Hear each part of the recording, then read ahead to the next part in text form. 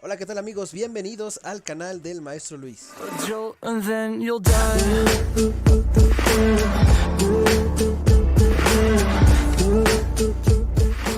¿Qué tal amigos del Centro Educativo Unipem de mi canal de YouTube? Bienvenidos sean a otro video más en este canal. Para los que no me conocen, soy el maestro Luis Manuel García López y en esta ocasión en la materia de Sociología de la Educación tocará hablar de un tema muy interesante como lo es la neurociencia en la educación. Para eso hice algunas diapositivas que ilustrarán un poco lo que tengo que decir respecto a este tema de importancia de una gran importancia dentro de la educación. Comencemos. Antes de empezar a analizar este tema tan relevante, me gustaría empezar con esta frase de Emilio García García que dice así: el cerebro es la conquista evolutiva que hace posibles los aprendizajes y la enseñanza. El cerebro, guarden esto dentro de sus apuntes porque esta frase, esta palabra la vamos a ocupar más adelante. Primero vamos a abarcar 6 aspectos fundamentales para entender un poco de lo que es la neurociencia, una teoría, una filosofía aunada desde 1820, que ya tiene algunos años de existir o los primeros antecedentes de la misma. Después de eso vamos a irnos al cerebro humano, cómo funcionan las neuronas, los 12 principios del cerebro o de la mente y las implicaciones de la educación. 6 puntos interesantes que los vamos a abordar a continuación. Bien, primero, ¿qué es la neurociencia?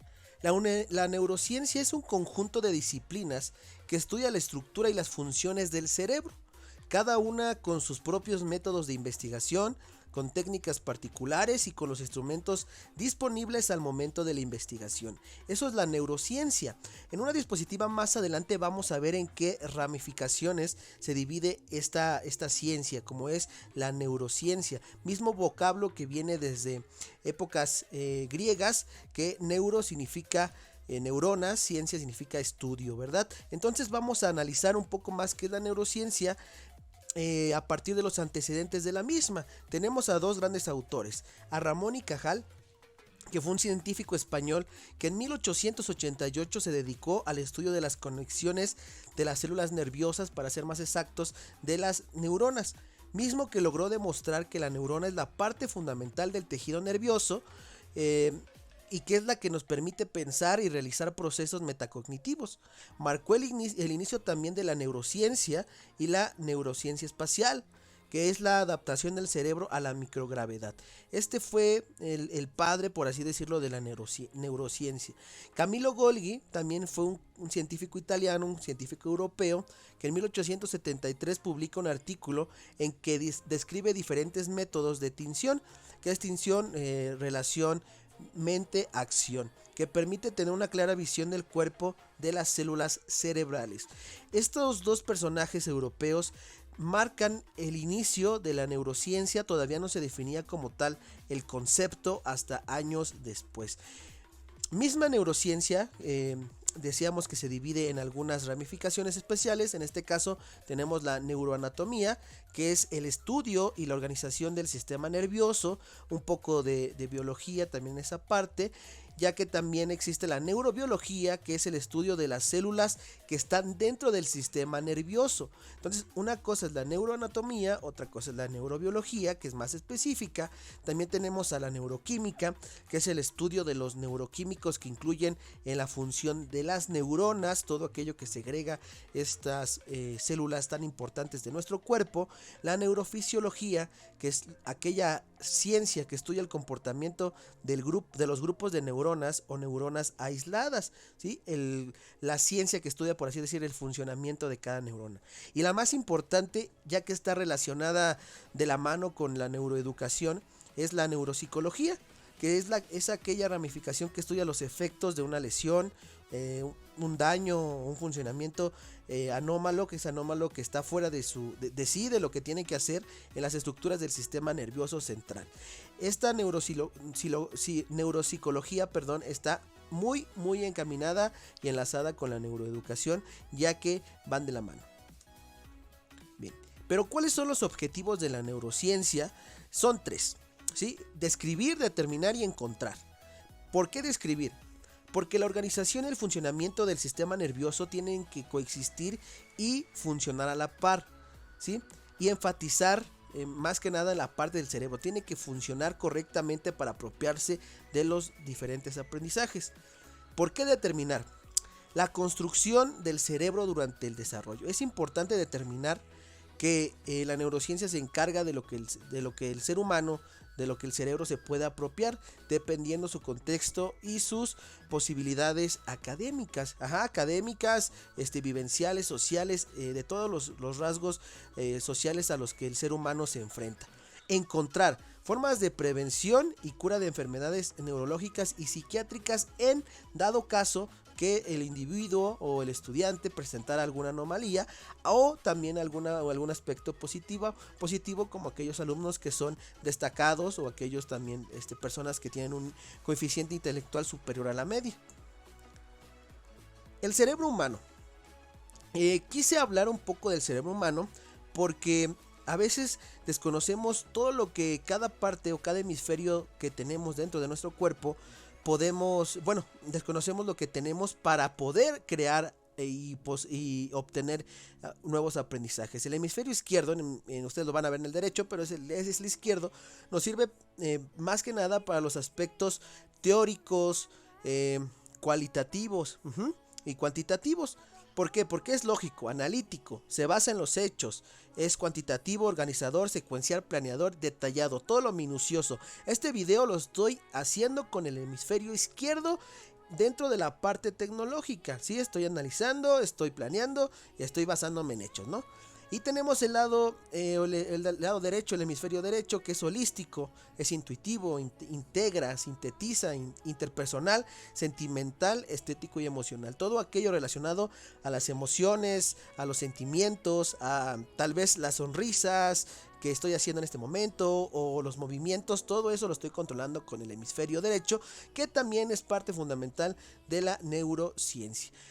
Pero vamos a hablar un poco más de aquel aspecto que es el objetivo, que es la parte medular de la neurociencia, que son las neuronas, ¿no? ¿Qué es una neurona? Es una célula que por medio de impulsos eléctricos y procesos químicos maneja y transmite información y también la procesa, la sintetiza y da una respuesta rápida. Las neuronas disparan, integran o generan información a través de microscópicos puntos de enlace llamado sinapsis, ¿sí? Las conexiones que entre ellas hacen para procesar toda la información que se hace en las 24 horas del día. Ya que aunque durmamos, las neuronas no dejan de trabajar.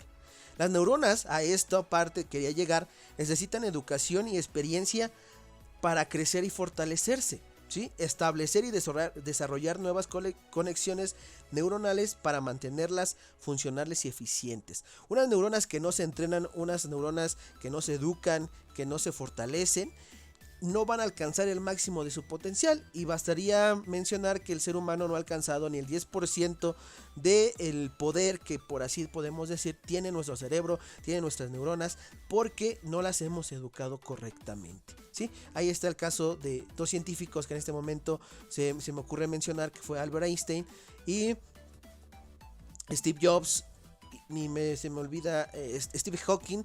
De estos tres científicos, máximo alcanzaron el 30% de la función cerebral. Imagínense, tanta información está desconocida. Un científico mencionaba que conocemos del cerebro lo mismo que conocemos del mar, y del mar solamente hemos investigado el 30%. El cerebro es un órgano dinámico, moldeado en gran parte por la experiencia, la organización del mismo depende de la experiencia y se beneficia positivamente de ella. De acuerdo a lo que nosotros hagamos y experimentemos, el cerebro va a ir aprendiendo, va a ir desarrollando, y no importa la edad, no importa las acciones que hayas hecho. Puedes tener 90 años y no has vivido lo mismo que una persona que tiene 40, ¿sí? El cerebro va a ser dinámico de acuerdo a conforme tú lo vayas educando, como se mencionaba anteriormente. Y existe un autor que se llama John Medina, que sintetiza un poco más esto, y él lo basa en 12 principios del cerebro.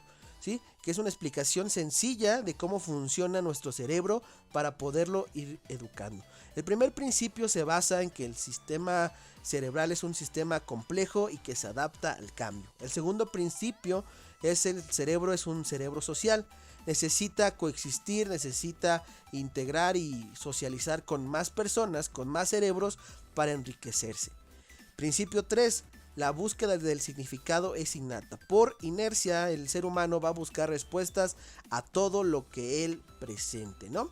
Un ejemplo un poco chusco en la educación sería cuando nuestro marcador no quiere pintar en nuestro pintarrón. Buscamos la explicación del por qué, lo abrimos, lo inspeccionamos, le preguntamos a un niño si lo puede volver a recuperar, el niño lo voltea, nosotros observamos, o si tenemos alcohol, le inyectamos alcohol en el pintarrón de aceite, digo en el pintarrón de de aceite o de lo que esté hecho para que vuelva a funcionar y buscamos una respuesta, ¿sí? El principio número 4 va relacionado con el principio número 3. La búsqueda de significado ocurre por la elaboración de patrones. Le damos varias respuestas a un solo problema, varias crecientes variantes que nos van a permitir solucionar el mismo problema. El principio 5 dice que nuestro cerebro tenemos que educar a nuestro cerebro, ya que las emociones deben de ser vistas críticamente, ¿sí? Y buscar diferentes tipos de patrones para educarlas. Principio 6. Todo cerebro percibe y crea partes y todo simultáneamente. Al igual que nuestra computadora, al organizar nuestro escritorio, que lo ponemos en ciertas carpetas, estamos educando nuestro cerebro de la misma forma. ¿Qué vamos a hacer en la escuela? ¿Qué vamos a hacer en la casa? ¿Qué vamos a hacer con nuestros amigos? ¿Qué vamos a hacer con el equipo de fútbol? ¿Qué vamos a hacer con mis primos? Etcétera, ¿verdad? Entonces el cerebro también crea partes, y esto lo menciona parte de John Medina, otro autor que habla acerca del cognitivismo, que es George Siemens. También habla sobre esto y las redes neuronales, y educativas que tenemos que hacer. Y compara al cerebro con una computadora. El principio número 7 dice que el aprendizaje incluye tanto la atención enfocada como la atención periférica. ¿Qué tanto nos enfocamos en algo y qué tanto nos enfocamos en el resto sin enfocarnos en lo que estamos, en nuestro objetivo primordial? El principio 8. El cerebro es un sistema complejo y que se adapta. Se adapta al cambio, así como el ser humano se adapta al problema y busca soluciones. El principio 9. Tenemos por lo menos dos maneras de organizar la memoria: taxonómica y periférica. Recordemos la taxonomía de Bloom, que va por ciertos niveles, por ciertos verbos que son específicos, y la periférica tal vez algo general, ¿no? Ejemplo, periférica. Tengo que planear. Ese es mi objetivo. Tengo que planear en la siguiente semana. Y la taxonómica es cada materia. Estoy siendo específico con cada acción que quiero hacer en el aspecto taxonómico. Y dentro de cada materia estoy planteando un inicio, un desarrollo y cierre. Eso sería un ejemplo del principio 9. El principio 10, el aprendizaje se desarrolla, se educa, se aprende dentro de diferentes aspectos sociales, círculos sociales que cada ser humano tiene, que sean sociales, culturales, de ocio o deportivos. Cada ser humano va a aprender lo que él quiera aprender. Y el último principio, todo cerebro está organizado de manera única, ¿sí? Cada cerebro va a procesar lo que tenga que procesar a su tiempo, a su espacio y a su nivel. Ahora, ¿cómo afectan o cuál es el efecto de las emociones, el movimiento, la música y tal vez la nutrición en el aprendizaje? ¿Sí? ¿Cuáles son las implicaciones de estas tres cosas dentro de la educación? Ya mencionamos cómo la neurociencia está enlazada dentro de la escuela, del aprendizaje, dentro del estudio, en este caso también de nuestro doctorado. Estamos estudiando esta nueva filosofía, esta nueva corriente existencial, pero la música también nos sirve para activar algunas regiones del cerebro como mapas. En mi caso personal, un ejemplo es cuando después del recreo los alumnos llegan estresados, llegan muy activos o llegan a veces sin desayunar y tenemos que volver a enfocar su atención. En ese caso yo pongo algún tipo de música, ya sea de Mozart, ya sea de algún compositor relacionado al aspecto de la relajación, ¿sí? También ayuda esta música a prestar atención y activa la memoria. Cambia los niveles químicos del cerebro y ancla el aprendizaje a un largo plazo. Es por eso que es importante también ocupar la música dentro de nuestras funciones docentes. Las emociones. Lo que aprendemos está influido y organizado por las emociones. Las emociones y el pensamiento se moldean y no pueden ser separados. Las emociones influyen en cada instante del aula. Ustedes que me están viendo no me van a dejar mentir que tal vez tuvieron un maestro de historia o de matemáticas que hizo que no les gustara esa materia, ¿sí? Porque llegaba, se sentaba y decía: alumnos, saquen por favor su libro de español, su libro de historia y lean de la página 40 a la 50. Y estos maestros no te explicaban para nada lo que tenías que aprender. Entonces creciste, pasaste a la prepa, pasaste a la universidad, tuviste tus hijos, te volviste maestro y repites el patrón o lo cambias, ¿sí?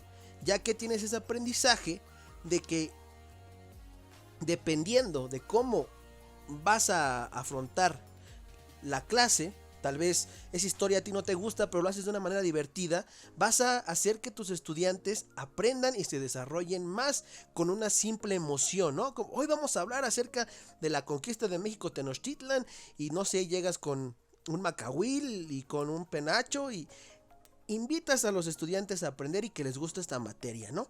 Y ya no va a ser, hoy toca viernes, hoy es historia, qué aburrido, va a ser, hoy toca viernes, qué sorpresa nos va a tener el maestro, ¿no? La emoción determina el significado, puede afectar el proceso de razonamiento, pero también son indispensables para que ocurra la racionalidad.